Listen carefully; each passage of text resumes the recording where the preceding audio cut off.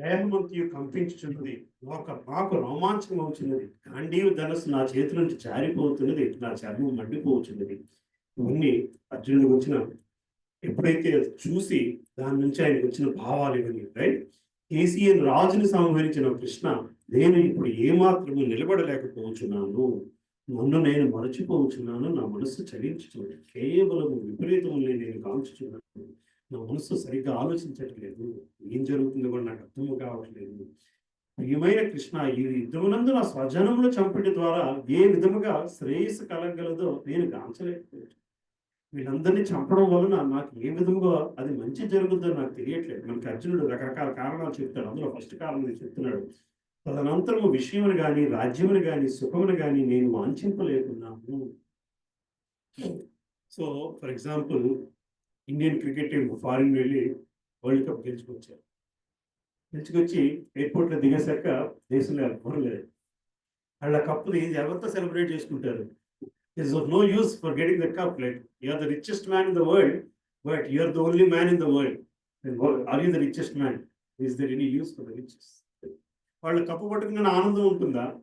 వీళ్ళందరూ ఎవరితో సెలబ్రేట్ చేసుకుందాం అనుకున్నారో వాళ్ళు ఎవరు లేరు. ఇప్పుడు ఆ కప్పు ఏం చేసుకుంటారు? అంతే కదా, ఇక్కడ ఏం చెప్తున్నారు? కప్పు పట్టుకొచ్చే వాళ్ళే ప్రపంచంలోని జనాలందరినీ వాళ్ళే చంపేసి ఆనందపడాలి. కప్పు గెలుచుకొచ్చిన తర్వాత వాడి వలన జనాలు అదృశ్యం అయిపోలేదు. ఇక్కడ అర్జునుడు, నేను వీళ్ళందరినీ చంపి రాజ్యాన్ని తీసుకొచ్చి దాంతో నేను ఆనందపడాలి, ఏ విధంగా అది జరుగుతుంది? అంతే కదా. ఎప్పుడైనా కూడా ఒక విషయాన్ని మనం కూడా, ఒక విషయం ఏదో కొత్త వస్తువుని తెచ్చుకున్నాం అనుకోండి, ఆ వస్తువు మనం పొందిన కంటే కూడా ఆ వస్తువు నలుగురు పొగిడితే ఉన్న ఆనందమే ఆనందం. లేకపోతే కొత్త చీర కట్టిన ఫంక్షన్కి వెళ్తే చీర బాగుంది, నలుగురు అనకపోతే పెద్దగా అదే చీర కట్టుకుని వెళ్ళేసరికి అదే చీరతో ఇంకొకరు ఎదురుపడ్డారు అనుకోండి, ఇంటికి వెళ్ళి చీర మార్చుకుని వచ్చి అంత పని చేస్తాడు. అంటే ఎప్పుడైనా సరే ఆనందం నలుగురు దాన్ని మెచ్చుకున్న దాంట్లోంచి ఆనందం. సో అర్జునుడు అదే మాట్లాడుతున్నాడు, నన్ను వీళ్ళందరినీ చంపి రాజ్యాన్ని తెచ్చుకోమంటున్నావు, దానివల్ల నేను పొందే ఆనందం ఏముంది? ఈ ఆనందాన్ని నలుగురితో పంచుకోలేకపోతే ఆనందం ఏమిటి అంటే, ఇవన్నీ మనకి కొంత సాకులులా కనబడతాయి, కొంతవరకు సాకులు కూడా. ఎందుకంటే నేను యుద్ధం చేయలేకపోవడానికి అర్జునుడు కొన్ని కారణాలు చెప్పుకొస్తుంటాడు. అంటే ఎప్పుడైతే మనం సరిగ్గా ఆలోచించలేకపోతామో ఇవి జరుగుతుంది బేసికలీ.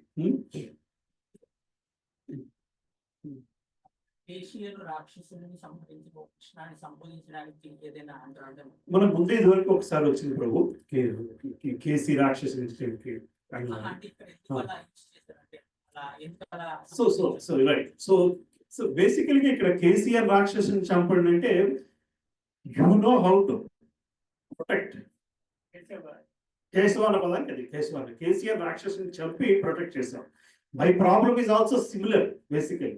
నువ్వు కేశవాన్, దట్స్ హౌ నేమ్స్ ఆర్ ప్రభు. కృష్ణుడు అర్జునుడి కానీ మనం భగవంతుని పిలిచినప్పుడు భగవంతుడికి అన్ని నామాలు. ఎందుకంటే మనము మన భావాన్ని బట్టి ఆ నామం, ఏ నామంతో ఆయన పూజించగలము అన్నది మన భావాన్ని బట్టి. కేసీఆర్ పిలిచిన కారణము, I have a similar problem.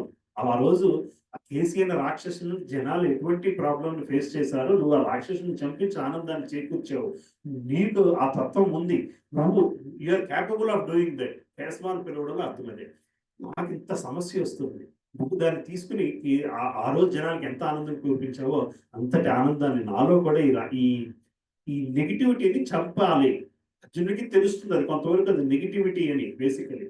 అందుకని కేశవ అని పిలుస్తాడు బేసికలీ. నెగిటివిటీ అంటే మోహము కూడా కాదు ప్రభు, అది మోహము అన్నంత భావము కూడా అర్జునుడిలో లేదు ఆ నిమిషానికి. అది ఆ భావం, యుద్ధము చేయలేని స్థితి నెగిటివిటీ. ఇక్కడ గాంధీవం చేజారిపోతుంది, అదే నెగిటివిటీ. ఎమోషనల్ గా వీక్ అయిపోతున్నాడు, అదే నెగిటివిటీ. అది ఎందుకు వీక్ అవుతున్నాడు అన్నదానికి కారణాలు మోహము, అది ఇది. అది ఎందుకు వీక్ అవుతున్నాను అని ఆలోచించే స్థితిలో కూడా లేడు అర్జునుడు. అర్థమవుతుంది కదా ప్రభు, ఎందుకు నాకు ఈ స్థితి వస్తున్నది అన్నది కూడా ఆలోచించే విధంగా. బట్ ఆ స్థితి is negative. Whatever he is going through is negative. That's all. And not even able to stand. Why am I not able to stand is a secondary aspect. Not being able to stand at this place itself, I need help. I need support. Totally confused. Confused కూడా next step bro. Confusion కూడా next step basically. This is the first reaction, right? Stove మీద ఉంది వేడిగా, ముందు కాలుతుంది, తర్వాత ఎందుకు కాలింది, ముందు గిన్నె వేడి గిన్నె ఉందో మనకు తెలియదు, చేపెట్టుగానే కాలుతుంది. First reaction is to come back, right? Then why did it happen, how did it happen, that is secondary reaction. ఆ సెకండరీ రియాక్షన్ కూడా కాదు, first reaction that you finger burn basically, right? That is the kind of reaction he is in. And what you able to stand. నా వీరత్వము, ధైర్యము అన్ని కూడా ఎందుకు ఇలాగ అయిపోతున్నాయి? కేవలం వీళ్ళందరినీ చూసేసరికి నాకు ఎందుకు ఇంత బాధ వస్తుంది, ఇంత ఈ స్థితిలో వెళ్ళిపోతున్నాను. మీరు అన్నట్టు బంధుత్వము, మమకారము, ఇవన్నీ secondary aspects of the relation. So ఆ ఎనాలిసిస్ వెళ్ళక ముందే అర్జునుడు ఈ స్థితిలో ఉండగా దానికి కారణాలు వెతుకుతున్నాడు, ఈ స్థితిలో కారణాలు వెతుకుతున్నాడు. నువ్వు యుద్ధం చేయించి, నెక్స్ట్ శ్లోకంలో వస్తుంది జనార్దన అని, నువ్వు జనార్దనుని పిలుచుకుంటావు, వేళాకోవడం కూడా చేస్తాడు, కానీ వీళ్ళందరినీ నా చేత చంపించేస్తున్నావు. నువ్వు జనాలు రక్షించేవాడే, కానీ నన్ను నా చేత చంపించేస్తున్నావు. So you can see that state, the fundamental state of seeing, immediate emotion, then start to think to support his way of thinking, then surrender, then come with clarity. Adhurabhi Prabhu, these are the steps involved, should be involved even in our daily reactions. ఒక వస్తువును చూసిన వెంటనే దాని మీద మనసు పారేసుకునే ముందు మనం ఆలోచించాల్సిన విషయాలు ఎన్ని ఉన్నాయో ఈ శ్లోకాల నుంచి, అర్జునుడి స్థితి నుంచి మనం నేర్చుకోగలిగాం. అర్థమవుతుంది కదా ప్రభు? మన స్థితి ఏంటంటే, once you see an element, immediate గా అది మనకు కావాలి, దాన్ని ఎట్లా పొందాలి అన్న భావనలోకి వెళ్ళిపోతాం. కానీ దాని ముందు ఆ భావన, అది మనకి కరెక్టా కాదా, అది దానివల్ల మనకు ప్రయోజనం ఉందా లేదా, యూజ్ ఉందా లేదా. కానీ మనము ఈ యొక్క వస్తువుని చూసి అది మనం పొందాలి అనుకునేటప్పుడు మనం చూడాల్సింది ఒకటే ప్రయోజనం. ఏమిటా ప్రయోజనము? ఒక్కటే ప్రయోజనం. ఏది చూసినా సరే, ఏది చేసినా సరే మనం చూడాల్సిన ప్రయోజనం ఒక్కటే. ఏమిటయ్యా అది అంటే, ఇది పొందడం వలన, నేను ఇట్లా ఆలోచించడం వలన, నేను ఇది అనుభవిద్దాం అనుకోవడం వలన భగవంతుడికి దగ్గర అవుతున్నానా లేదా. That should be our end goal. ఆ స్థితికి వెళ్ళడం కోసమే ఈ ప్రయాణం అంటారు. తీరా ఫైనల్ గా అర్జునుడి యుద్ధము, ఈ యుద్ధము కృష్ణుడి కోసం చేస్తున్న యుద్ధము. I have nothing to do with its victory or its failure. ఇక్కడ ఏమిటి? ఫెయిల్యూర్ కూడా కాదు, విక్టరీ కూడా కాదు. విక్టరీ కోసమే యుద్ధం చేస్తున్నాం, కానీ ఈ విక్టరీలో ఆనందం లేదు. Justification of his thinking basically. It's not rational thinking, justification of his initial thinking. దానికోసం కారణాలు చెప్పుకొస్తున్నారు యుద్ధం చేయకుండా ఉండడానికి. అది ఎందుకు వచ్చింది అంటే, అది మమకారము, అభిమానము, ఇంకొకటి బంధుత్వము, ధర్మానుగుణంగా ఆలోచించలేక.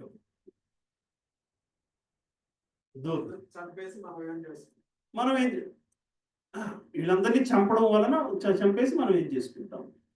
అది సరేనా? రైట్ ప్రభు.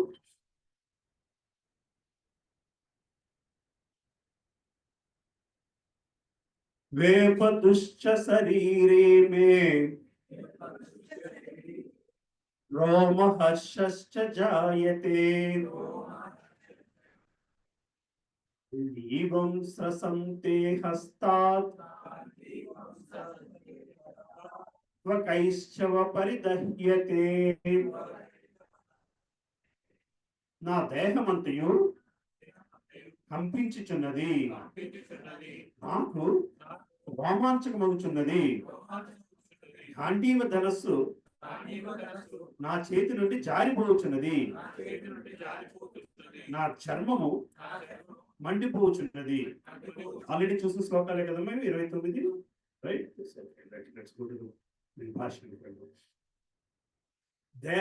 దేహ కంపనము 2 విధములు, అట్లే రోమాంచితములు కూడా 2 విధములు. అధికమైన ఆధ్యాత్మిక పారవస్యం కలిగినప్పుడు కానీ, భౌతిక పరిస్థితులందు తీవ్రమైన భయం కలిగినప్పుడు కానీ అట్టి స్థితి సంభవించును. ఇప్పుడు దేహ కంపనము జరుగుతాయి అంటే అధికమైన ఆధ్యాత్మిక పారవస్యం లేదా భౌతిక పరిస్థితులందు తీవ్రమైన భయం కలిగినప్పుడు. ఇది ఈజీగా కనెక్ట్ అవుతుందా లేదా? అప్పుడే మన స్థితి మారిపోతుంది. దొంగోడు వచ్చి కట్టపట్టుకుంటే దట్ ఈస్ ద తీవ్రమైన భౌతిక స్థితి, right? That is what each one of us are doing when you are trying to kill an animal. That will actually go through this state of mind basically, right? లేదా పారవస్యం ఎప్పుడు వస్తుంది? అది ఆధ్యాత్మిక పారవస్యంలో ఉన్నప్పుడు మనల్ని మనం మర్చిపోయే స్థితికి వెళ్తాం తీసుకెళ్ళి. ఆధ్యాత్మిక అనుభూతి ముందు భయం అన్నది ఉండదు. ఈ సందర్భమున అర్జునుడి శరీరం నందు గోచరించే లక్షణములకు ప్రాణ నష్టం జరుగుతున్నదన్న భౌతిక భయమే కారణము. అర్జునుడి స్థితికి ఉండడానికి ఈ స్థితి రెండు విధాలుగా వెళతాము, కానీ ఆధ్యాత్మిక స్థితి వలన వెళ్ళట్లేదు, భౌతిక స్థితి వలన అర్జునుడి స్థితికి వెళుతున్నాడు. అతని ఇతర లక్ష్యములను అనుసరించి కూడా ఈ విషయం వ్యక్తమవుతుంది. సుప్రసిద్ధమైన గాంధీవ ధనస్సు చేతి నుండి జారిపోచుండట చేత అతడు మిక్కిలి అసహనముకు గురయ్యాడు. తనలోని హృదయం రగులుచుండట చేత బయట చర్మం కూడా మండిపోవచ్చుంది. అతనికి మండిపోవచ్చినట్లుగా అనుభూతి కలిగించున్నది. వీటన్నిటికీ దేహాత్మ బుద్ధియే కారణము. ఇప్పుడైతే ఆలోచనని దేహం వరకే ఉంచుకున్నాము, ముందు ఎమోషనల్ అయ్యాడు, ఎమోషనల్లో గాంధీవం జారిపోతుంది. గాంధీవం జారిపోయేసరికి is becoming impatient also. Impatience కూడా వచ్చేస్తుంది. నా చేతిలో గాంధీవం జారిపోవడం ఏమిటి? అర్థమవుతుంది కదా. ఇదే విషయాన్ని ఇక్కడ మనకి ప్రభుపాదులో చెప్పుకొచ్చారు. మీరు అడిగిన రెండో శ్లోకం. అసహనం వల్ల కలిగిన అర్జునుడు యుద్ధరంగమున నిలబడలేకపోతున్నాడు. అంతే కాకుండా ఈ మనోదర్భం నుంచి అతడు తనను తానే విస్మరించుచున్నాడు. భౌతిక విషయముల పట్ల అధిక ఆసక్తి మానవుని అట్టి భ్రాంతిపూరితమైన జీవన స్థితి అందించింది. భయం ద్వితీయాభినివేశిత స్యాత్ అనగా భౌతిక బంధ పరిస్థితుల చేత అధికంగా ప్రభావితులైన వారి యందు అట్టి భయము మరియు మానసిక అస్థిరత కలుగుచుండెను. సో భౌతిక భయం వలన మానసిక అస్థిరత కలుగుతుంటుంది. నిజానికి ఇంట్లో కొన్ని కోట్లు క్యాష్ పెట్టుకున్నవాడు రాత్రులు పడుకోలేడు. అవును కదా. ఇంట్లో ఏది లేనివాడు రోడ్డు పక్కన కూడా చక్కగా పడుకుని ఉంటారు వాళ్ళు. ఎందుకంటే this nothing to lose basically. This is what it is basically. భౌతిక బంధ పరిస్థితుల చేత అధికంగా ప్రభావితులైన వారి భయము అట్టి భయము మరియు మానసిక అస్థిరత కలుగుచుండును. అర్జునుడి యుద్ధరంగమున బాధాకరములైన విపరీత పరిస్థితుల్ని దర్శింపగలిగి శత్రువులపై విజయం సాధించినను అతడు ఆనందం అనుభవింపజాలి. ఇక్కడ నిమిత్తాన్ని విపరీతాన్ని అనే పదములు ప్రాధాన్యత కలిగి ఉన్నది. మానవుడు తన తలంపులలో నిరాశయే గోచరించినప్పుడు నేను ఇక్కడ ఎందుకున్నాను అని తెలుసు. సాధారణంగా ప్రతి ఒక్కరూ తన హితమునందు ఆసక్తిని కలిగి ఉండు. పరమాత్మ యందు ఎవ్వరు ఆసక్తిని కలిగి ఉండారు. ప్రతి ఒక్కరు కూడా తన సొంత ఇంట్రెస్ట్ మీద ఆలోచిస్తారు. భగవంతుని ఇంట్రెస్ట్ గురించి ఎవరు ఆలోచించరు అని చెప్తున్నారు. ఇక్కడ శ్రీకృష్ణుని సంకల్పం నుంచి అర్జునుడు తన నిజ స్వార్థగతి విషయమున అజ్ఞానమును ప్రదర్శించుచున్నాడు. ప్రతి ఒక్కరి స్వార్థగతి విష్ణువు లేదా శ్రీకృష్ణుని అందే కలదు. జీవుడు ఈ విషయమును విస్మరించిన చేతనే భౌతిక క్లేశములను అనుభవించింది. యుద్ధరంగమునందు లభించిన విజయము తనకు దుఃఖ కారణమే కాగలదని అర్జునుడు భావించాడు. సో ప్రతి ఒక్కరు కూడా భౌతిక ప్రపంచంలో ఉన్నంత కాలం కూడా భౌతిక స్థితి గురించి ఆలోచించి భగవంతుని స్థితి గురించి ఆలోచించట్లు లేకపోవడం వల్లనే ఇటువంటి కష్టాలు, ఇటువంటి అస్తిత్వము వస్తున్నది, అస్థిరత్వము కలుగుతున్నది అని చెప్పి చెప్పుకొస్తున్నారు. రైట్, ఇంతవరకు క్లారిటీగానే ఉంది కదా ప్రభు. మూడో శ్లోకం కూడా చూసాం కదా. ఇది కూడా తన నిజ స్వార్థగతి విష్ణువు లేదే శ్రీకృష్ణుడేందే కలదని తెలియక బద్ధజీవుడు దేహ సంబంధములందే సుఖము కలదని భావించుదురు. పెట్టాలి.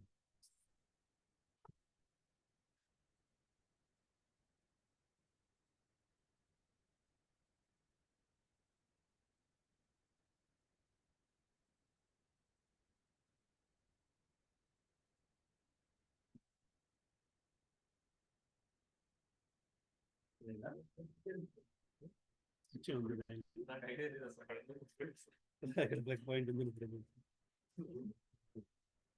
ల్యాప్టాప్ తీసి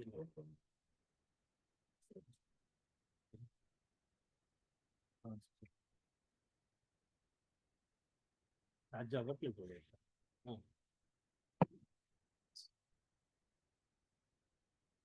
శ్రీకృష్ణుని ప్రత్యక్ష ఆదేశములచే యుద్ధరంగమును మరణించు క్షత్రియుడు మరియు పూర్తిగా ఆధ్యాత్మిక అనుభూతి కొరకే అంకితమైన సన్యాసి అయిన ఇరువురు కూడా శక్తివంతము మరియు తేజవంతములైన సూర్యమండలంలో ప్రవేశించడానికి యోగ్యులు కాగలరని తెలుపుకుంది.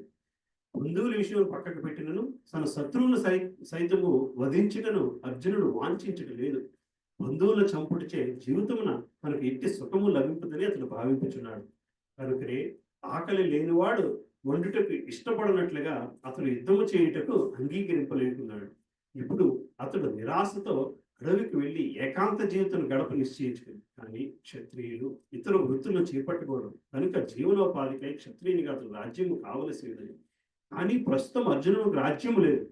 బంధువులతోనూ సోదరులతోనూ తనకి ఇష్టము లేకుండా యుద్ధము చేసి పుత్రదత్తమైన రాజ్యమును తిరిగి సంపాదించడి అర్జునుడికి గల ఏకైక అవకాశమై ఉన్నది. కానీ అట్లు చేయుటను అతడు వాంఛించడం లేదు. కనుక అడవికేగి నిరాశతో కూడిన ఏకాంత జీవనం గడుపుటే తనకు తగినదని అతను భావించాను. సో ముందు 2-3 శ్లోకాల్లోని భాష్యాల్లోని తాత్పర్యాలని భౌతిక బంధం గురించి చెప్పుకొచ్చారు. భౌతిక బంధం వలనే మనుషులు తప్పుగా ఆలోచిస్తారు అని చెప్పుకొచ్చారు. అయితే భౌతిక బంధం ఎందుకు వస్తుంది అంటే తన నిజ స్వార్థగతి నిజమైన స్థితి ఏమిటయ్యా అంటే విష్ణువుతోనో కృష్ణుడితోనో తనకి బంధాన్ని తెచ్చుకోవడమే తన నిజ స్థితి అని చెప్పి మనకి తెలియకపోవటం వలన భౌతిక స్థితిలోని భౌతిక విషయాలతో బంధాన్ని ఏర్పరచుకుని ఆ ఆనందం కోసం ప్రాకులాడి నిరాశకి గురవుతున్నాము అని చెప్పి శ్రీల ప్రభుపాద వారు చెప్పుకొస్తున్నారు. ఇక్కడ అర్థమవుతుందమ్మా? కన్ఫ్యూజన్ ఉందా? ఏదో ఆలోచిస్తున్నారు. సరే, కానీ ఇక్కడ మళ్ళీ క్షత్రియ ధర్మం, అర్జునుడు క్షత్రియ ధర్మాన్ని కూడా వదిలేసి వెళ్ళి సన్యాసాశ్రమాన్ని తీసుకుంటాను అదే మంచిది అని చెప్పి ఆలోచిస్తున్నాడు. కానీ క్షత్రియుడు సన్యాసాశ్రమాన్ని తీసుకుంటే దాన్ని కూడా ధర్మపరంగా చేసుకోలేని స్థితిలోకి వెళ్ళిపోతాడు. అంటే ఎట్లా ఉంటుందంటే మనకి ఎగ్జాంపుల్గా చెప్తారు. సన్యాసాశ్రమంలో మొన్న క్లాస్లో కూడా ప్రభు చెప్పారు. కర్ణుడు పరశురాముడి దగ్గర విద్య నేర్చుకోవడానికి అంటే పరశురాముడు బ్రాహ్మణుని మాత్రమే నా దగ్గరికి రావాలి అంటే పరశురాముడి దగ్గరికి వెళ్ళి విద్య నేర్చుకుంటూ పురుగు రూపంలో వస్తే ఎట్లాగా అనుభవించలేని స్థితి వస్తుంది. దానివలన అంటే ఒక ధర్మంలో ఉన్న వ్యక్తి ఇంకో ధర్మంలో ఉన్న వ్యక్తి కింద నటించితే ఎట్లాంటి ప్రాబ్లమ్స్ వస్తాయి బేసికలీ. అది కర్ణుడు మన పరశురాముడు ఎగ్జాంపుల్ కరెక్ట్గా చూడగలుగుతాం. బ్రాహ్మణులు క్షత్రియులకి కొంత శారీరకంగా శారీరక తపశ్చత్వాన్ని తీసుకోవడం వాళ్ళు చేయగలుగుతారు. బ్రాహ్మణులు ఆయన చెప్పిన వర్డ్స్ నాకు గుర్తు రావట్లేదు. బ్రాహ్మణులు కొంత ఉపవాసం అన్నది చేయగలుగుతారు. క్షత్రియులు అంత ఉపవాసం శారీరక తపస్సు క్షత్రియులు చేయగలిగినట్టు బ్రాహ్మణులు చేయలేరు. బ్రాహ్మణులు ఉదర తపస్సు చేసినట్టు క్షత్రియులు చేయలేరు. ఒక్కొక్క లక్షణానికి ఒక్కొక్క తపస్సు అనేది ఉంటుంది బేసికలీ, రైట్? అర్థమవుతుంది. సో ఏమవుతుందంటే ఒక క్షత్రియుడు అర్జునుడు లాంటి వాడు వెళ్ళి సన్యాసి కింద జీవించాలి అనుకుంటే when he's not ready for it, basically భిక్షకు వెళ్తాడు. అవతల వ్యక్తి భిక్ష వేయలేదు అనుకోండి, బ్రాహ్మణుడు ఇవాళ భగవంతుడు నన్ను ఉపవాసం ఉండమన్నాడేమో అనుకున్న భావనలో ఉంటాడు. క్షత్రియుడు బ్రాహ్మణులాగా భిక్ష అడిగినప్పుడు వాడు భిక్ష వేయలేదు అనుకోండి, ఈ ధర్మాన్ని నువ్వు పాటించలేదని ఆడితో యుద్ధానికి దిగుతాడు. అర్థమవుతుంది కదా. So that is the problem అన్నమాట. ఒక ధర్మంలో ఉన్న వాళ్ళు ఇంకో ధర్మంలో ఉన్నట్టు నటించాల్సి వస్తే, యాక్ట్ చేయాల్సి వస్తే బేసికలీ. కానీ ఇక్కడ అర్జునుడు తనకి సన్యాసాశ్రమం తీసుకోవడం ఉత్తమం అని భావిస్తున్నాడు. కానీ శ్రీకృష్ణుడు అట్లా భావించట్లేదు. నువ్వు క్షత్రియ ధర్మాన్ని నువ్వు ముందు పాటించాలి. గుణాల రీతిగా నువ్వు క్షత్రియుడికి నువ్వు ఆ ధర్మాన్ని పాటించాలి. ఇదంతా ఈ ధర్మం అయిపోయిన తర్వాత ఏంటి గృహస్థాశ్రమం ఇవన్నీ అయిపోయిన తర్వాత వానప్రస్థాశ్రమంకి సన్యాసాశ్రమానికి దట్ ఈస్ డిఫరెంట్. అది డిఫరెంట్. అదంతా ఆ ధర్మం అయిపోయి ఆ ధర్మం ఎక్కడైపోతుంది? తన రాజ్యాన్ని మళ్ళీ ఇంకొకటి ధర్మాత్ముడి చేతిలో పెట్టేంత వరకు తన ధర్మం నిలబడి తన ధర్మం. ఆ తర్వాత ఏమన్నా క్షత్రియ ధర్మం. అది ఏంటి క్షత్రియ ధర్మం అంటే? రాజ్యాన్ని ఏలడం కాదు, రాజ్యాన్ని ధర్మపరంగా ఏలగలిగే పరిస్థితి క్రియేట్ చేయడం క్షత్రియ ధర్మం. దాన్ని రక్షించగలిగే ధర్మాత్మల్ని పోషించడం క్షత్రియ ధర్మం. దాన్ని రక్షించగలిగే బ్రాహ్మణులను పోషించడం క్షత్రియ ధర్మం. ఆ రాజ్యాల్లోని బ్రాహ్మణులు ఆధ్యాత్మిక ధర్మాన్ని నిలబెట్టడం బ్రాహ్మణుల తాలూకు. వాళ్ళకి కనీసం పొజిషన్ అన్నది ఏమి ఉండకూడదు. బ్రాహ్మణులకి 0 పొజిషన్ ఉండాలి బేసికలీ. దట్ ఈస్ వాట్ శాస్త్రం ఇస్ సేయింగ్. పొజిషన్ ఉండకపోవడం అంటే భగవంతుని మీద ఆధారపడగలగాలి. 0 పొజిషన్ అంటే అది భగవంతుని మీద ప్రతి నిమిషం ఆధారపడి ఉండాలి. ఎవరు భిక్షకి వెళ్ళి వాళ్ళు భిక్షకి వెళ్ళి వాళ్ళు భోజనం పెడితే దాన్ని రాత్రికి కూడా దాచుకోకూడదు. ఆ నిమిషం కావాల్సినంత తిని మిగతాది వాళ్ళు దానం చేసేయాలి. ఆయన రాత్రికి దాచుకున్నాడు అంటే భగవంతుని మీద ఆధారపడట్లేదు. తన మీద తను ఆధారపడుతున్నాడు బేసికల్‌గా. తన మీద తను ఆధారపడిన వాడు, భగవంతుని మీద ఆధారపడని వాడు ఆధ్యాత్మికంగా వాడు ఏమి సాధించలేడు. మరొకరిని ఆ ధర్మం వైపు తీసుకెళ్ళగలిగే శక్తి లేని వాడు అయిపోతాడు. బ్రాహ్మణులకు చేయగలిసింది ఏంటంటే ఇంకో వ్యక్తిని ఆధ్యాత్మికత వైపు తీసుకెళ్ళగలడమే వాళ్ళకున్న రెస్పాన్సిబిలిటీ. ఆ రెస్పాన్సిబిలిటీని సరిగ్గా చేయలేని వాడే అయిపోతాడు. This is how it is defined శాస్త్రానుసారం. ఈరోజు అట్లా అవుతుందంటే అది వేరే విషయం. సో అటువంటి సన్యాసాశ్రమానికి అర్జునుడు వెళ్ళిపోవడంలోనే అర్థం ఉంది అని చెప్పి రాజ్యాన్ని వదిలేస్తాను, రాజ్యం వలన నేను సుఖాన్ని అనుభవించలేను అని చెప్పి చెప్పుకొస్తున్నాడు. అమ్మ ప్రభు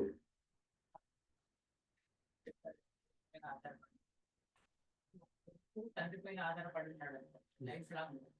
దాన్ని ఎలా చూస్తాం మనము అంటే నెగిటివ్ గా చూస్తాం. నువ్వు ఎందుకు నా మీద ఆధారపడి ఉన్నావు, నీ కాలం మీద నువ్వు నిలబడాలి. ఇప్పుడు అలాగే మనం అంటే ఎన్ని రోజులు కృష్ణుడి మీద ఆధారపడి అంటే అది ఒక అది నెగిటివ్ గా ఎలా చూడకూడదు, ఇలా positive. So this is good question Prabhu. So ఒక పిల్లవాడు ఒక వయసు వచ్చేంత వరకు భగవంతుని మీద తండ్రి మీద ఆధారపడతాడు. ఆ తర్వాత తండ్రి. మనం కూడా అట్లాగా ఆ వయసు వచ్చేంత వరకు భగవంతుని మీద ఆధారపడాలి. ఆ తర్వాత ఆధారపడాల్సిన అవసరం ఉండని స్థితికి వెళ్ళిపోతాం. ఏంటంటే ఆ వయసు ఎక్కడ అంటే భౌతిక ప్రపంచంలో ఉన్నంతకాలం ఆ వయసులో ఉన్నవాడు భగవంతుని మీద ఆధారపడాల్సిన వాడు. అర్థమవుతుంది కదా ప్రభు. అంటే చెప్పండి, భగవంతుని మీద ఆధారపడి జీవించాలి అంటే ప్రభు భగవంతుని మీద ఆధారపడి జీవించాలి అంటే మన మీద మనం మన కోసం కాదు, ఆయన కోసం జీవించాలి అన్న స్థితికి వెళ్ళడం కోసం భగవంతుని మీద ఆధారపడి ఉండాలి అంటే అంతే కదా. అర్థమవుతుంది కదా ప్రభు. See, there are two ways. You as an individual can live on your own or depend on God. Your little child has to depend on you only. He can never live on his own. Both of them are little different basically. అర్థమవుతుంది కదా ప్రభు. మీరు భగవంతుడి మీద ఎందుకు ఆధారపడాలి అన్న విషయం చెప్తున్నారంటే నేను నా మీద ఆధారపడి జీవిస్తున్నట్టు అనుకుంటున్నాను, అది నటన మాత్రమే. గ్రహించడం కోసం భగవంతుడి మీద ఆధారపడి జీవించడం నేర్చుకోవాలి అని చెప్తున్నాను. కానీ ఎండ్ రిజల్ట్ భగవంతుడి మీద ఆధారపడి జీవించడం కాదు, భగవంతుడిని ప్రేమించగలడం. భగవంతుడిని ప్రేమించి భగవంతుడితో ఆ బంధం ఏర్పరచుకోవడం అవుతుంది కదా ప్రభు. సో పిల్లవాడు కూడా తండ్రి మీద ఆధారపడి ఉండాలి, తర్వాత తనంతా తను జీవించాలి. That is immaterial as long as is enjoying that relationship with the parent. The end goal is to get in to a relationship with God and enjoy that. Then the dependency becomes immaterial. The idea of telling you have to depend on God for everything is, don't depend on yourself for everything and for anything. The more you think I am the doer, the more you will become the doer and the more you will be away from God. Humility, you can call it humility. Humility can depend. If I think I'll depend only on myself, and I can become an atheist. You'll be disappointed with it. You'll be disappointed with it. And there is a reason why depression comes in. Because you think you can do everything, you are depending on yourself, but there will be a time you cannot do that, and that is where depression comes in. Disappointment and depression comes in. Especially government jobs lo వాళ్ళు చూస్తుంది. They retire at a very higher position basically. Next రోజు collector అవనియండి, next రోజు అదే ఆఫీస్కి వెళ్తే పంట రోజు కనీసం డోర్ తీయడు. That is the biggest disappointment that they have to handle and they get into depression. ఎమ్మెల్యేలు, రాజకీయ నాయకుల్ని రోజు చూస్తుంటాం కదా ప్రభు. They are used to that what you call that power. The moment that power is gone by position, the next day then they cannot handle themselves. They get into depression basically. You'll see that even people that are this close to victory and loss, they're this close to victory and they lose the election or something like that, promotion or in sports persons. You'll see them, వాళ్ళకి 6 నెలల తర్వాత వాళ్ళ ఫోటోలు చూస్తే బావుగా ఉండిపోయి డిప్రెషన్తో wait పెరిగిపోయిన వాళ్ళు కనబడతారు, ఆల్కహాలిక్ అయిపోయిన వాళ్ళు కనబడతారు. At the same person, if we had thought through that I'm not the doer, it is the God that is the purpose. There is a purpose why I lost, then there's no reason for you to get into the depression states. For that reason, we are saying we have to depend on God. The idea is not to become dependent on God at all. The idea is to become independent of depending on you, basically, depending on self. Right, Prabhu? And the moment you are depending on God, humility, these are all byproducts. But the real target is to enjoy the relationship. That's this. That's even in check. Had some other thing in your question. Even child parent విషయంలో కూడా అంతే. At the end of it, when the child become independent, it's not about dependent and independent, but the relationship should still be intact. That's all matters for a parent actually, right? అంటే రేపటి కోసం దీన్ని దాచుకోకుండా again సరే దేవుడు ఇస్తాడులే అనుకోవడం అది బ్రాహ్మణ తత్వం. అది బ్రాహ్మణ తత్వం బేసికలీ. దాని ఆ స్థితిలో ఉన్నవాడు అనుసారము 4 వర్ణాశ్రములు వైశ్యతత్వానికి అది చెప్పలేదు. వైశ్యుడి తాలూకా he has to take care of the needs of the society. ఏం needs? Financial needs, daily grains, ఇవన్నీ కూడా తీసుకోగలిగిన వాడు వైశ్యులు అది చేయాలి అన్నది కూడా తప్పు అన్నమాట. అట్లాగా ఆ రకమైన బాధ్యత తీసుకోన్నవాడు సొసైటీలోని వాడిని వైశ్యుడు. వీళ్ళని ఈ సొసైటీని పరాయి వ్యక్తుల నుంచి కాపాడిన వాడు క్షత్రియుడు. నాకు ఇవన్నీ అనవసరం అండి, మీరు ఏం చెప్తే అది చేయగలుగుతాను అన్నవాడు శూద్రుడు. నలుగురు తాలూకా ఫైనల్గా నలుగురు 4 విధాలుగా డివైడ్ చేసినా సరే ఫైనల్గా as a society they have to get closer to God. That has to be the goal of that society. ఒక సొసైటీని భగవంతుడి దగ్గరికి తీసుకువెళ్ళాలి అంటే సొసైటీని ఇలా 4 గుణానుసారం 4 విధాలుగా డివైడ్ చేసుకుని వాళ్ళ రెస్పాన్సిబిలిటీ చేసుకోగలిగితే ఆ సొసైటీ భగవంతుడికి దగ్గర పడుతుంది. That is why God has created those both. చెప్పండి. ఈ 4టికి మించింది వైష్ణవత్వం. వైష్ణవత్వం అంటే శుద్ధ భక్తి తత్వం. ఈ 4 తాలూకు రిజల్ట్ వైష్ణవత్వం. ఈ 4 స్థితుల్లోని పెరిగిన సొసైటీలోంచి వచ్చిన వ్యక్తి భగవంతుడితో బంధం ఏర్పరచుకున్నవాడు వైష్ణవుడు అవుతాడు. That person is totally dependent on God and he is dear to God. Right?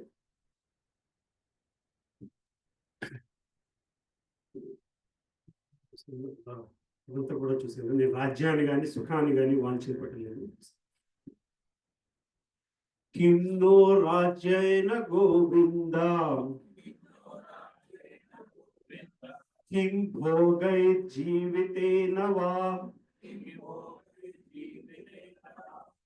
येषामध्ये काङ्क्षितं no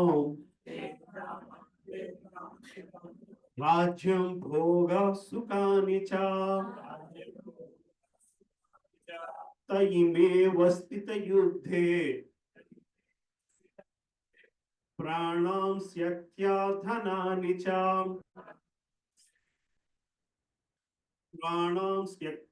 धनानि च आचार्य पितरः पुत्रान् तथैव च पितामहो मातुलः स्वसरूरपौत्रा स्याला संबन्धितनस्ततः एतां न हन्तुमिच्छामि ज्ञातोऽपि मधुसूदन अपि त्रैलोकराज्यस्य हेतो किन्नु मही कृते निहत्य धातराष्ट्रन्नां कप्रीति स्वजनार्दन 4 శ్లోకాలు తాత్పర్యించుతాము. ఓ గోవింద, మేము ఎవరి కొరకు రాజ్యమును, సుఖమును, చివరకు జీవితమును కూడా కోరుకున్నామో వారందరూ ఈ యుద్ధరంగమున సన్నిధులై నిలిచి ఉండగా ఆ రాజ్యాదుల వలన మాకేమి ప్రయోజనము? ఓ మధుసూదన, గురువులు, తండ్రులు, పుత్రులు, ఆతలు, మేనమామలు, మామలు, మనుమలు, భావమరుదులు, ఇంకను ఇతర బంధువులందరూ తమ ప్రాణములను మరియు సంపదలను విడిచుటకు సంసిద్ధులై నా ఎదుట నిలబడి ఉండగా వారు నన్ను చంపగోరినను నేనెందులకు వారిని చంపవలెను? ఓ జనార్దన, కేవలము ఈ భూలోక రాజ్యం అటుంచి ముల్లోక రాజ్యాధిపత్యముకనైనను నేను వారితో యుద్ధము చేయుటకు సిద్ధముగా లేను. ధృతరాష్ట్రుని పుత్రులను చంపుట వలన మేమెట్టి ఆనందమును పొందగలము. ఇలా 2 క్వశ్చన్లు అడుగుతున్నాడు. వీళ్ళందరినీ చంపి రాజ్యాన్ని ఎవరి కోసమైతే వీళ్ళు ప్రొటెక్ట్ చేద్దాం అనుకుంటున్నానో వాళ్ళందరూ చనిపోయిన తర్వాత నాకు మిగిలింది ఏముంది? శ్మశానాన్ని తీసుకుని దాన్ని రాజ్యాన్ని పాలించడం వలన ఏం ప్రయోజనం ఉంది? వీళ్ళందరినీ చంపి మళ్ళీ ఇక్కడ భగవంతుని జనార్దన అని పిలుస్తున్నాడు. నువ్వు జనాలను ఉద్ధరించేవాడే కదా, మరి వీళ్ళందరినీ చంపడానికి నన్నెందుకు ప్రేరేపిస్తున్నావు? వీళ్ళందరినీ చంపి నాకు ఈ రాజ్యమే కాదు ముల్లోక రాజ్యాలు, అన్ని రాజ్యాల ఆధిపత్యానికి నాకు వచ్చినా సరే నేను యుద్ధం చేయడానికి సిద్ధముగా లేను. ధృతరాష్ట్రుని పుత్రులను చంపడం వలన మాకు ఎట్టి ఆనందము పొందగలము. రైట్? అట్లీస్ట్ ఈ Arjuna is surrender to Krishna. Basically surrender అయ్యి కృష్ణుడిని ఏంటి మంచి చెడు అడుగుతున్నాడు. శ్రీకృష్ణుడు గోవులకు మరియు ఇంద్రియాలకు ఆనందము చేకూర్చేవాడు చేత అర్జునుడు శ్రీకృష్ణ భగవానుని ఇక్కడ గోవింద అని సంబోధించాడు. నువ్వు అందరికీ ఆనందాన్ని పెంచేవాడే కదా, అందుకే కదా నీ గోవిందుడు అని పిలుస్తున్నాడు. కానీ నువ్వేంటి ఇక్కడ కూర్చుని నా చేత యుద్ధం చేయించి మొత్తానికి శ్మశానాన్ని తయారు చేస్తున్నావు? ఈ ప్రత్యేక పద ప్రయోగం ద్వారా అర్జునుడు ఏది తన ఇంద్రియాలను సంతృప్తిపరచగలదో శ్రీకృష్ణుడు ఎరుగువలేనని సూచించుచున్నాడు.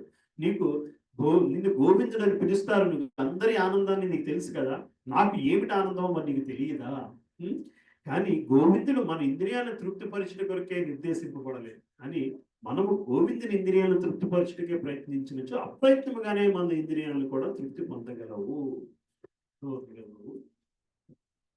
అందరి ఇంద్రియాలను తృప్తిపరిచేవాడు గోవిందుడు. గోవిందుడు అంటే మన ఇంద్రియాలను తృప్తిపరిచేవాడు అని మనం అనుకుంటున్నాము, కానీ శ్రీల ప్రభుపాదులు గారు చెప్తున్నారు గోవిందుడు మన ఇంద్రియాలను తృప్తిపరిచేవాడే, కానీ మనం ఆయన ఇంద్రియాలను తృప్తిపరిచినప్పుడు ఆటోమేటిక్గా మన ఇంద్రియాలు తృప్తిపడతాయి కాబట్టి ఆయన గోవిందుడు అంటున్నాము అని చెప్తుంది. రైట్? ఆయన ఇంద్రియాలను తృప్తిపరిచినప్పుడు మనం ఆటోమేటిక్ అంటే ఆయన ఇంద్రియాలను ఆనందింపపరిచే ప్రయత్నంలోని మనం ఆనందాన్ని పొందుతాము. మన ఇంద్రియాలని ఎప్పుడైతే మనము భగవంతుని అన్ని ఆనందింప చేయటంలోని మన ఆనందాన్ని పొందగలిగితే మనము భౌతిక ఆనందం కాస్త ఆధ్యాత్మిక ఆనందం అవుతుంది. అది మనం గ్రహించాల్సిన విషయం. ప్రతి చోట కూడా భౌతిక ఆధ్యాత్మిక ఈ రెండు తాలూకు మధ్య వ్యత్యాసాన్ని మనం గ్రహించుకుంటూ రావాలి. కానీ మనము గోవింద ఇంద్రియాలను తృప్తిపరచడానికి ప్రయత్నించో అప్రయత్నముగానే మన ఇంద్రియాలను కూడా తృప్తి పొందగలం. ప్రపంచమునందు ప్రతి మానవుడు భౌతికముగా తన ఇంద్రియాలను సంతృప్తిపరచుకోవాలని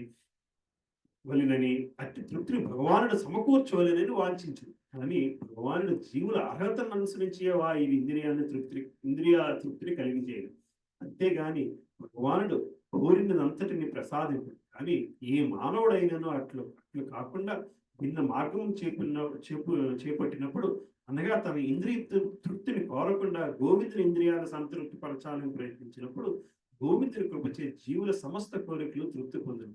అర్జునునకు తన జాతి మరియు కుటుంబ సభ్యుల గల దృఢమైన ప్రేమకు వారిపై అతనికి గల సహజ కరుణియే కొంతవరకు కారణముని చూపబడింది. కనుకనే అతడు యుద్ధము చేయుటకు సంసిద్ధుడుగా లేడు. సాధారణముగా ప్రతి ఒక్కరూ తమ వైభవమును బంధుమిత్రుల ఎదుట ప్రదర్శింపగోరుదురు. తన బంధుమిత్రులందరూ యుద్ధరంగమున చంపబడినచో విజయానంతరము తన సంపదను వారితో కలిసి పంచుకొనుటకు అవకాశం లభింపదని అర్జునుడు భయపడుచున్నాడు. ఎప్పుడైనా చూస్తే మీరు రిచ్ పీపుల్ ఉంటారు. రిచ్ పీపుల్ దాన ధర్మాలు చేయడానికి ఖర్చు పెట్టకపోవచ్చేమో కానీ ఒక ఫ్యామిలీకి ఒక పెద్ద పార్టీని ఇవ్వడానికి అంతకంటే ఎక్కువ ఖర్చు పెడతారు. ఎందుకంటే వాళ్ళని ఆనందింపజేస్తే వాళ్ళు వీళ్ళని పొగుడుతారు, ఆ పొగడుతలో వీళ్ళు ఆనందం. అవునా కాదా? They ready to spend any money with the people who are ready to praise them, right?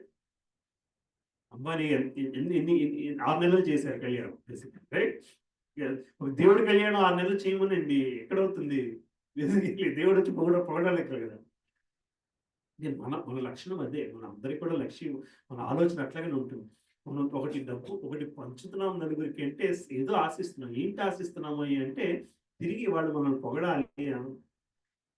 ఒకటి ఒకటి దానం చేసి మళ్ళీ మనం దానం ఆశించడం ఒక స్థితి అయితే, ఒకటి దానం చేసి తిరిగి తిరిగి గుర్తింపు ఆనందం, అది మరింత భయంకరమైంది. రైట్?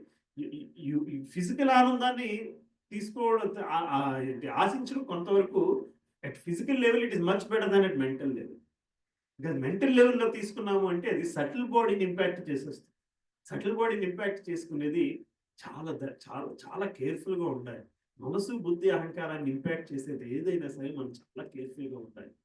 అది కేవలము మన సౌఖ్యం కోసం చేసే, శరీర సౌఖ్యం కోసం చేసేది కూడా తప్పే అయితే, మనసు సౌఖ్యం కోసమో, బుద్ధి సౌఖ్యం కోసమో, అహంకార సౌఖ్యం కోసమే చేసేది ఈ ప్రమాదకరమైనది.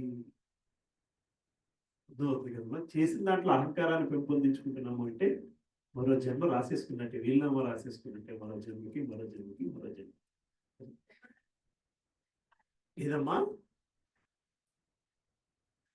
పొగట్టుకి ఈగో సాటిస్ఫాక్షన్ చేసుకుంటున్నామంటే అహంకారం. మరి పొగట్టుకి ఫీల్ అవ్వకూడదా? ఎవరికి వెళ్ళాడు నోరు మూసేయాలా? Basically you should be thankful to God in that. అది చేయగలిగితే ఆ పొగడ్త ఆయనకి ఇచ్చేసినట్టే. అర్థమవుతుంది కదా? ఇనీషియల్ స్టేట్లో ఇవ్వలేకపోయినా but at some point it happen. Initially right? So nice, God, you gave me this opportunity to be praised by these people. అనుకుంటే తప్పు, అనుకున్నాడు. Because they are lot more pious than many of the rich people in the world. Honestly అందుకంటే లేదా వాళ్ళు చేసిన కళ్యాణంలో కూడా ఒక రోజంతా కూడా, ఒక వారం అంతా కూడా సాధువులకి పెద్దపీట వేశారు. మిగతా ఎన్ని వేషాలు వేసినా సరే they have done that also. Radhanarasimha Maharaj కూడా వెళ్ళారు. అంటే మాకు థ్యాంక్ఫుల్నెస్ ఉండాలి. The end of it God thankfulness. Initially you have given me this opportunity on your behalf. This is I'm just doing on your behalf. Whatever I'm doing is resultant of you. This is all for you అని మనం అర్పించగలిగే స్థితికి వెళ్ళగలిగాం. Stages basically first స్టేజ్లో భగవంతుని థ్యాంక్ఫుల్గా ఉండాలి. Second స్టేజ్లో surrender అయిపోయగలగాలి. మనకు ఒక పొగడ్త వచ్చినా సరే ఇది నీది అని చెప్పి మనం అర్పించగలగాలి. లేని పక్షంలో అహంకారాన్ని పెంపొందించుకుంటే నష్టపోయేది. భగవంతుడికి ఏమి నష్టం లేదు ఇందులో. అర్జునుడు ఇది ఇక్కడ అన్ని రకమైన సంపదలు భగవానుడు అనుమతించో ఇక్కడెక్కడ తన బంధుమిత్రులు యుద్ధరంగంలో చంపబడినచో విజయాంతరము తన సంపదను వారితో కలిసి పంచుకున్నట్టుగా అవకాశం లభింపదని అర్జునుడు భయపడుతున్నాడు. భౌతిక జీవితం నందుల భావములు ఈ విధముగానే పరిగణింపబడు, కానీ ఆధ్యాత్మిక జీవితం దీనికి పూర్తిగా భిన్నమైనది. భక్తుడు ఎల్లప్పుడూ భగవంతుని కోరికలు సంతృప్తిపరచదలిచింది కనుక భక్తుడు భగవానుడు అనుమతిస్తే సేవ కొరకు అన్ని రకాల సంపదలను గ్రహింపవచ్చును. డబ్బు సంపాదించడం తప్పు కాదు. డబ్బు సంపాదించినది తన కోసమో భగవంతుడి కోసమో అన్నది ఆ వ్యత్యాసాన్ని బట్టి ఆ సంపాదించిన డబ్బు వలన మనకి కలిగే పుణ్యమో కర్మ అన్నది డిపెండ్ అయి ఉంటుంది. భగవానుడు అనుమతించినచో ఆ భక్తుడు చిల్లి గవ్వానైనను గ్రహింపరాదు. అర్జునుడు తన బంధువులను చంపగోరలేదు. వారిని చంపవలసి వచ్చినచో శ్రీకృష్ణుడే స్వయంగా వారిని సంహరింపవాలని అతను వాంఛించింది. ఈ సందర్భమున యుద్ధరంగమునకు రాకముందే శ్రీకృష్ణుడు వారిని అందరినీ చంపి ఉండెనని మరియు తాను శ్రీకృష్ణుని సాధనము పనిముట్టు మాత్రమేనని కావలసి ఉన్నదని అర్జునుడు ఎరుగులేక ఉన్నాడు. ఈ సత్యం రాబో అధ్యాయం నందు వివరింపబడు. భగవానుని సహజ భక్తుడైన అర్జునుడు దుష్టులైన తన దాయాదులు మరియు సోదరుల పట్ల ప్రతీకారం చేయగోరలేదు. కానీ భగవానుడు వారందరూ చంపబడవలెనని సంకల్పించారు. భగవద్భక్తుడెన్నడూ దుష్టుని పట్ల ప్రతీకారం చేయగోరడు. కానీ భక్తులు ఏట దుష్టులు చేయి దోషములను భగవానుడు ఏమాత్రము సహింపడు. భగవానుడు తన విషయమున ఎవరినైనా క్షమింపవచ్చునేమో గాని తన భక్తులకు హాని చేసిన వారిని క్షమించడు. కనుకనే అర్జునుడు దుష్టులను క్షమింపగోరినను భగవానుడు సంహరింపవలననే నిశ్చయించాను. సో ఇది గ్రహించాల్సిన విషయం. చాలా మంది చెప్తారు ఇన్ని అరాచకాలు జరుగుతున్నా సరే భగవంతుడు ఏం చేస్తున్నాడు అండి, భగవంతుడు ఉండగా ఎందుకు ఇలాంటి అరాచకాలు జరుగుతాయి? భగవంతుడు భక్తులు బాధపడుతున్నారంటే మాత్రం వెంటనే వస్తుంది. హిరణ్యకశిపుడు ఇన్ని అరాచకాలు చేసిన మూమెంట్ ప్రహ్లాదుని బాధ పెడుతున్నాడు అనగానే హిరణ్యకశిపుని చెప్పడానికి భగవంతుడు వచ్చాడు. భక్తులను బాధ పెడుతున్నారు, భక్తులను రక్షించడం కోసమే భగవంతుడు వస్తుంది. దుష్టులు ఆ విధంగా శిక్షించబడతారేమో కానీ కేవలం అందుకే మనం చాలా కథల్లో చూస్తాం, వీళ్ళందరూ కూడా భగవంతుడికి మొరబెట్టుకుంటారు, మమ్మల్ని వచ్చి రక్షించము, వాడు రాక్షసుడు ఇట్లా బాధ పెడుతున్నాడు. భక్తులు వెళ్ళి మొరపెట్టుకుని మమ్మల్ని రక్షించు అన్నంత వరకు కూడా it's a system I have created, it will take care of itself, but one can only a devotee can alter that path of that system. అర్జునుడు ఉన్న ఈ స్థితిని భగవంతుడు తను అట్లా ఊరుకోడు, తన ఆ స్థితి నుంచి బయటికి తీసుకొస్తాడు అని చెప్పి కూడా మనకి శ్రీ ప్రభుపాదులు వారు తన భాష్యంలో చెప్పుకొస్తున్నారు.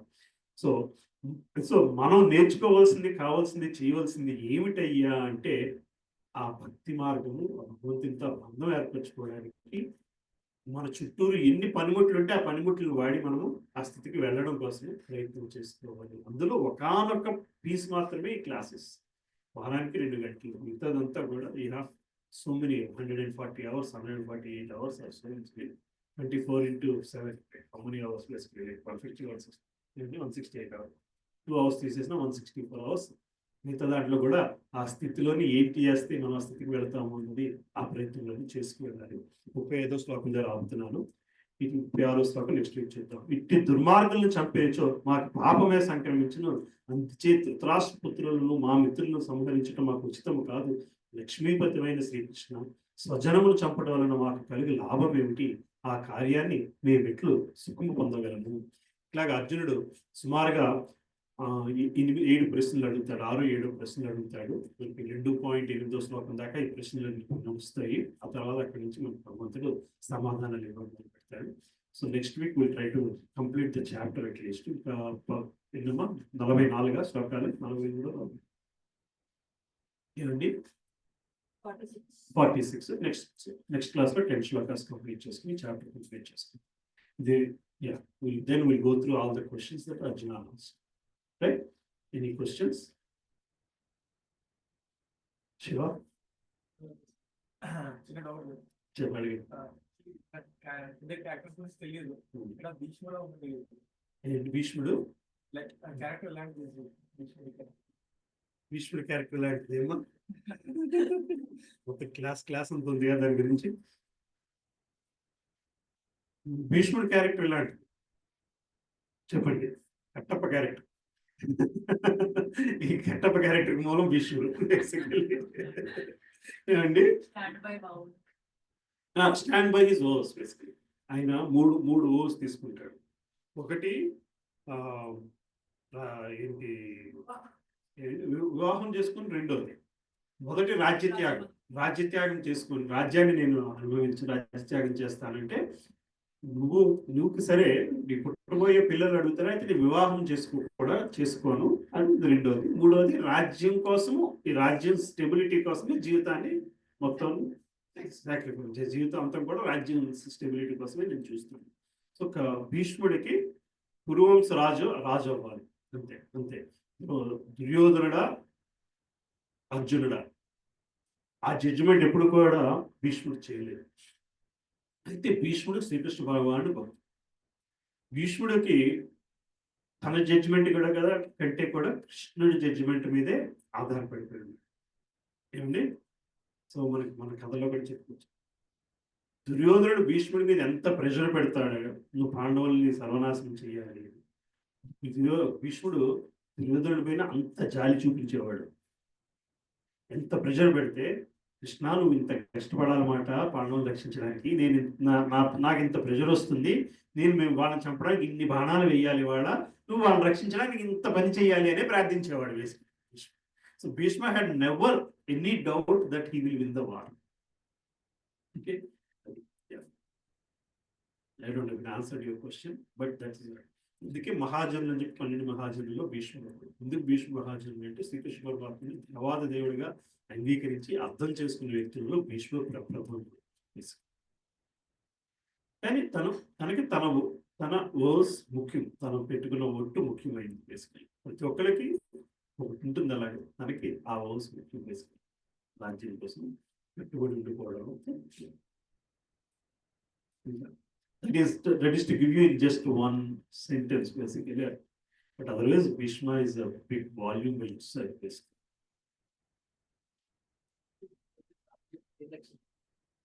And రెండోది వివాహం చేసుకోకపోవడం, మూడోది రాజ్యపాలన. మూడు వస్తుంది భీష్మ ప్రతి. ఇంకా any other questions? వచ్చే డౌట్స్ ఇట్లాంటి సిచ్యువేషన్ అప్పుడు కూడా రావాలని క్వశ్చన్ ముందు కూడా యుద్ధం మధ్యలోకి వచ్చేసరికి అంటే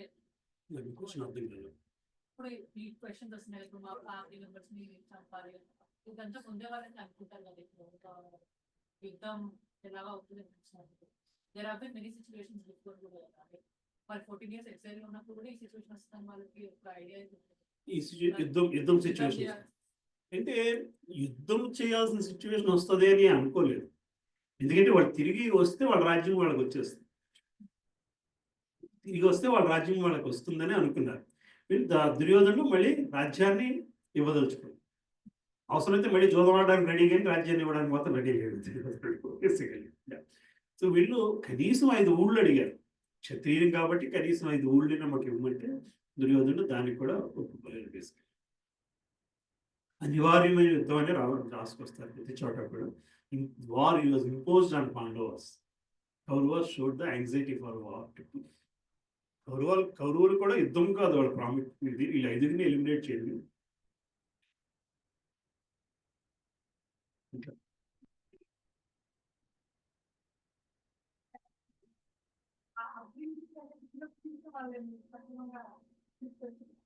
సక్రమంగా తీసుకొచ్చి ఉండాల్సింది అంటే సక్రమంగా తీసుకొచ్చేయడానికి చెప్పడానికి లేదు.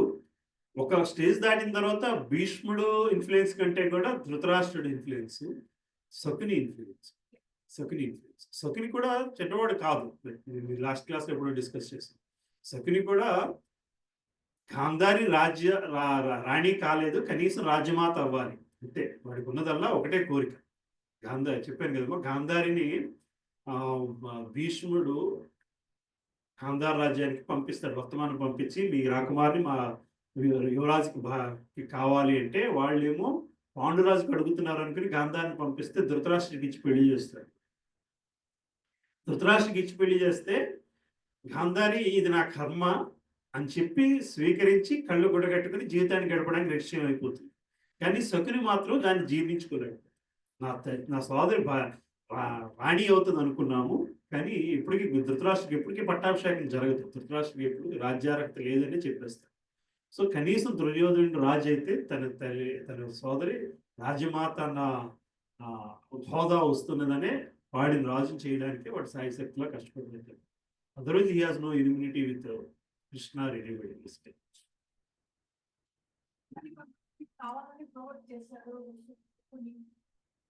ఒరిజినల్ మహాభారతంలో అయితే అది లేదు. టీవీ మహాభారతం అంటే ఒరిజినల్ మహాభారతం అది మీరు గూగుల్లో కూడా చూడండి. వ్యాస భారతంలో అది ఉండదు. కపిల భారతం అని ఏదో ఒకటి ఉంటుంది, దాంట్లో జైన్ భారతం, జైన్స్ రాసిన భారతం ఉంటుంది, తెలియదు. ఆ భారతంలో అది ఉంది అని చెప్పి ఆ కథ ఉంది. సో ఈ టీవీ వాళ్ళు, సినిమా వాళ్ళు కథలను వీళ్ళు ఇష్టం వచ్చినట్టు రాశారని చెప్పడానికి వీలు లేదు. వీళ్ళకి ఇష్టం వచ్చిన చోట నుంచి తీశారు.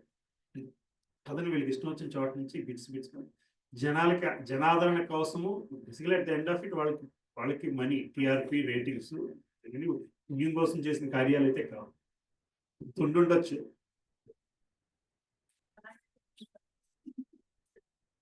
దుర్యోధనుడికి భానుమతికి పాట పెడితేనే సినిమా హిట్ అయ్యేది. ఏం చేస్తాం, అది ఎక్కడ ఉంది మహాభారతం, దుర్యోధనుడికి భానుమతికి డ్యూయట్. ఏమండి, దుర్యోధన్ని మంచివాడిగా చిత్రీకరించడంలో తప్పు లేదు. అండ్ ఆ ప్రాసెస్ లో పాండవుల్ని బ్యాడ్ స్క్రీన్ మీద చూపించాల్సినంత అవసరం. దుర్యోధనుడు ఏ స్థితిలో మంచి ఏంటి ఆ కేవలము అది నెంబర్ 1 పొజిషన్ నుంచి నెంబర్ 2 పొజిషన్ స్వీకరించలేక తను వాళ్ళని ఎలిమినేట్ చేయడానికి ప్రయత్నించాడు. అక్కడ వరకు వదిలేస్తే బాగానే ఉండేది. దాని దుర్యోధన్ని ఎలిమినేట్ చేయడం కోసము వీక్ క్యారెక్టర్స్ పాండవుల కింద చూపించి, అన్పాపులర్ యాక్టర్స్ పాండవుల కింద చూపించి సినిమాల్లో తీయడానికి ప్రయత్నించారు. సో దట్ ఈస్ వై మనం ఇందాక చెప్పినట్టు చూసిందల్లా నమ్మడం వల్ల వచ్చిన ప్రాబ్లం. దాన్ని మళ్ళీ మనం శాస్త్రిక రిఫరెన్స్ లేకుండా చూసింది నమ్మి చేసుకోవడంతో దట్ ఈస్ ద ప్రాబ్లం. చేసుకోవడం చాలా మంది ఆ సినిమాలు చూసి వచ్చినప్పుడు చెప్పేవారు టీచర్స్, ఇలాంటి సినిమాలు చూస్తే చెడిపోతారు మీరు. మాకు అర్థమయ్యేది కాదు. తర్వాత చదివినప్పుడు అర్థమైంది ఎందుకంటే అలా అన్నారు. వాళ్ళకి తెలుసు, మహాభారతం చదువుకున్న వాళ్ళు, రామాయణం చదివిన తెలుగు టీచర్లు ఉండేవారు. ఇప్పుడు అది కూడా కరువైపోయింది. రాజమండ్రిలోనే తెలుగు టీచర్లు దొరకట్లేదు. మొత్తం స్టేట్ మొత్తం పక్కన పెట్టి. ఇంకా ఏమా నరసింహార్తో పాడు.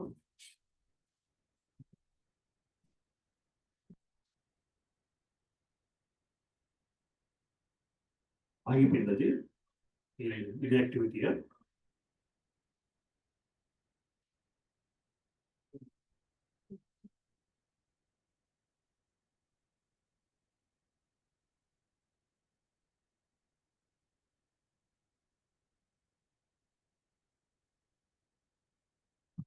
లేకుండా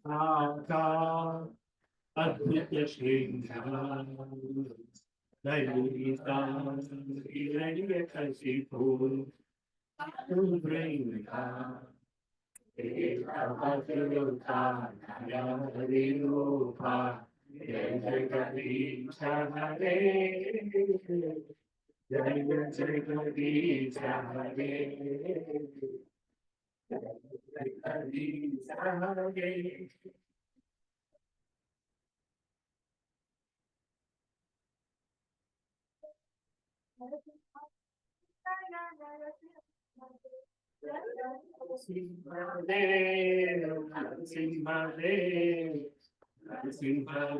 జయ జయ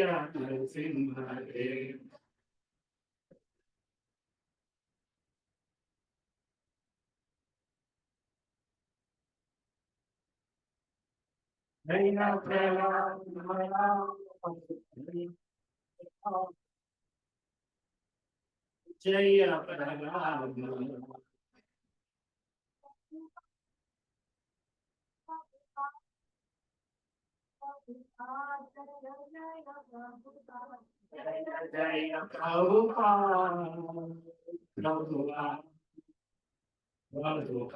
జయ జయ Prabhupada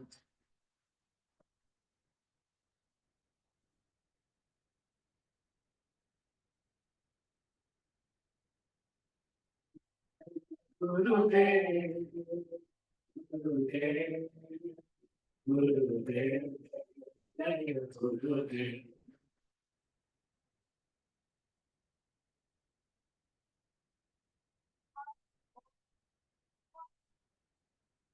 Jai Gaur Hari Bol, Hari Bol, Hari Bol, Jai Gaur Hari Bol.